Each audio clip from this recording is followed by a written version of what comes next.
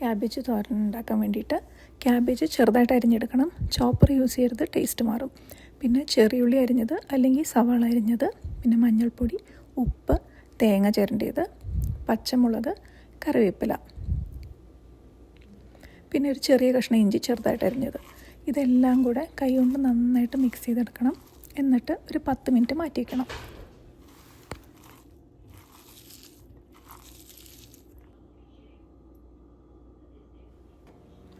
വെളിച്ചെണ്ണ ചൂടാക്കിയിട്ട് അതിലേക്ക് കടുകും ഉഴുന്നും ഉണക്കമുളകും പൊട്ടിച്ചെടുക്കണം. അതിലേക്ക് ക്യാബേജ് ഇട്ട് കൊടുക്കണം. അത് കുറച്ച് നേരമായിട്ട് ഇളക്കിയിട്ട് ഇതിനകത്തേക്ക് വേണമെങ്കിൽ കുറച്ച് ജീരകം പൊടി ആഡ് ചെയ്യാം. അത് ഓപ്ഷണലാണ്, ഇല്ലെങ്കിലും കുഴപ്പമൊന്നുമില്ല.